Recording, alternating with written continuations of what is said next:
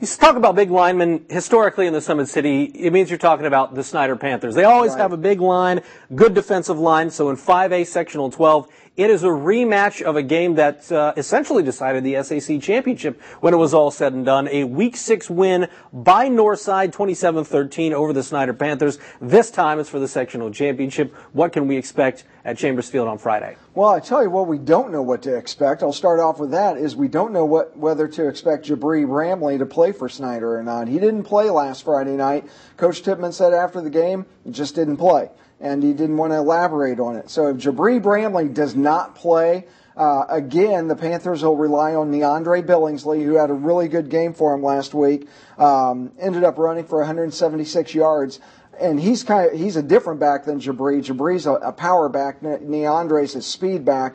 And then Alex Roy can also is a combo back. He can hurt you with a little bit of both. So the Panthers will be able to run the ball with or without Jabri Bramley, just not nearly as effectively. And then he's also really good defensively for him as well. So that is a big component from the Snider attack on both sides of the ball that may or may not be there. And that'll definitely play an outcome in this game.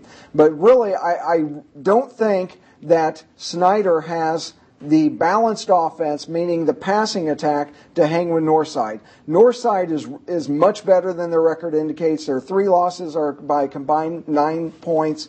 And Michael Levette, Nick Cook, Zach McKinstry, they can produce a lot of points. And if you get ahead of Snider, then that's going to force Snider to have to pass the ball and score quickly. And relying on Colton Painter to carry the offense and not just accentuate it is not going to work against Northside. He's been effective this year. He's done a nice job. He's gotten better each week. But relying on him solely to bring the Panthers back is not a recipe for success against Northside. And I think Northside beats Snider for a second time this year. You mentioned a guy I want to talk about because I was at the Huntington North game this past week at Chambers Field, and Levette gets a lot of the pub. Cook gets a lot of the pub. As he should. Rightly so. But it was McKinstry who was really making a name for himself. I mean, he had a 70-yard catch that led to a short touchdown in the second quarter. He had a 45-yard catch that led to a 5-yard touchdown. He made it easy. And I know Huntington North is more of an offensive team than a defensive team. But this is a guy who's a great athlete, going to play some college baseball in Central Michigan, so you know he's athletic, and he could be a real X factor, I think, in this offense for Northside against the Snider Panthers. Well, it is interesting. You mentioned we always talk about Michael Levette, and we should. He's got 3,000 yards of total offense and 34 touchdowns.